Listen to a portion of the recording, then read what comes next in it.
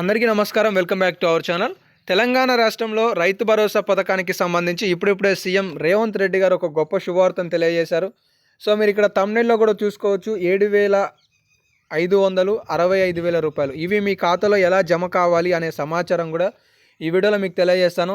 దాదాపుగా ఇప్పటికే మీ అందరికీ కూడా తెలుసని అనుకుంటున్నాను. తెలంగాణ రాష్ట్రంలో రైతు భరోసా, రైతు బంధులాగా నిధులు మళ్ళీ రైతుల ఖాతాలలో ఎకరాకు 7,500 రూపాయలు చొప్పున జమ కాబోతున్నాయి. అవి ఎప్పుడు, ఏ రోజు నుండి, ఎంత పట్టా కలిగిన వారికి ఏ రోజున జమ కాబోతున్నాయి, రాని వారు ఎలా పొందాలి అనే సమాచారాలు ఈ వీడియోలో తెలుసుకుందాం. కాబట్టి మీరు వీడియోని చివరి వరకు చూడండి, మర్చిపోకుండా వీడియోని లైక్ చేయండి. ఇక లేటెస్ట్ అప్డేట్స్లోకి వస్తే, సంక్రాంతికి రైతు భరోసా 5వ తేదీ నుంచి 7 వరకు దరఖాస్తులు, పండించే ప్రతి రైతుకు పంట సాయం. ఇది ఒక గొప్ప శుభవార్త అనమాట. ఏంటి అంటే, ప్రభుత్వం ఏర్పాటైన కాంచి 2024లో మొత్తం కూడా ఇదే నడిచింది. 7 ఎకరాల వరకు సీలింగ్ విధిస్తారంట, 10 ఎకరాలు ఉంటే రైతు భరోసా రాదంట అని చెప్పేసి. సో అది కాదు, ఇప్పుడు సాగు చేశాడంటే అతని ఖాతాలో రైతు భరోసా నిధులు అనేవి రాష్ట్ర ప్రభుత్వం జమ చేయబోతుంది. మొత్తానికి కమిట్మెంట్ అయ్యి మొత్తం డిసిజన్ తీసుకునే విధంగా సబ్ కమిటీ నిర్ణయం అని చూసుకోవచ్చు. ఈరోజు కొన్ని లేటెస్ట్ అప్డేట్స్ చూసుకోవచ్చు. రైతు భరోసా కోసం తనిఖీలు రెవెన్యూ, వ్యవసాయ శాఖ క్షేత్రస్థాయిలో చేపట్టేందుకు పూర్తి స్థాయిగా అధికారులు ఆదేశాలు జారీ చేశారు. డిజిటల్ కార్డు నిర్వహణ బాధ్యతలు కింది స్థాయి సిబ్బందికి అప్పగింత. సాగులో ఉన్న భూమికి మాత్రమే భరోసా, రైతులు డిక్లరేషన్ ఇవ్వాల్సిందే అనే అంశంపై మీరు ఇక్కడ స్పష్టంగా చూసుకోవచ్చు అనమాట. అయితే ఈ డిక్లరేషన్ అంటూ ఏంటిది అన్న అని చెప్పేసి మీలో చాలామంది అడగొచ్చు.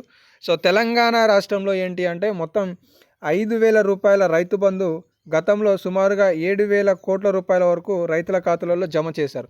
అయితే ఇందులో 20 లక్షల ఎకరాలు ఎలాంటి పంట సాగు కాకుండానే నిధులు తీసుకున్నారనే సమాచారం తెలిసింది.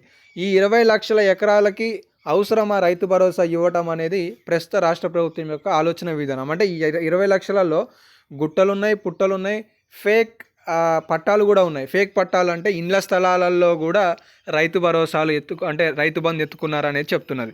ఇందులో భాగంగానే వాటిని అరికట్టేందుకు రైతు అనే అతను రైతు పేరు మీద 2 ఎకరాల పట్టా ఉంటే, ఈ 2 ఎకరాలలో నిజంగా సాగు అనేది కావాలి భూమి. ఇందులో ఒక 5 కుంటల నుండి 10 కుంటల వరకు ఏదైనా షెడ్డి ఉన్నా కూడా, అయ్యా నాకు 2 ఎకరాల పొలంలో 5 గుంటల నుండి 10 గుంటలు సుమారుగా చెప్తున్నాను, నాకు అంటే అది సాగుకి వినియోగంగా లేదు, నాకు ఎకరం 30 గుంటల వరకు రైతు భరోసా ఇవ్వండి. ఒకవేళ నేను ఎలాంటి ఎలాంటి తప్పు చేసినట్లుగా మీరు గుర్తించినట్లయితే నన్ను చట్టరీత్యా చర్యలు తీసుకోవచ్చు అనే డిక్లరేషన్ అనేది ఇవ్వాల్సి ఉంటుందని అయితే చెప్తున్నారు. దాన్ని 5వ తేదీ నుండి 7వ తేదీ వరకు దరఖాస్తులు తీసుకున్న తర్వాత జనవరి 14 నుండి రైతుల ఖాతాలలో రైతు భరోసా నిధులు అనేవి రాష్ట్ర ప్రభుత్వం జమ చేయబోతుందనే సమాచారం కూడా ఇక్కడ స్పష్టంగా చూసుకోవచ్చు. సాగు చేసే ప్రతి రైతుకు 15,000 రూపాయల పెట్టుబడి సాయం. క్యాబినెట్ సబ్ కమిటీలో కీలక ప్రతిపాదన. రేపటి క్యాబినెట్ భేటీలో తుది నిర్ణయం. అంటే ఈరోజు క్యాబినెట్ మీటింగ్ జరగబోతుంది.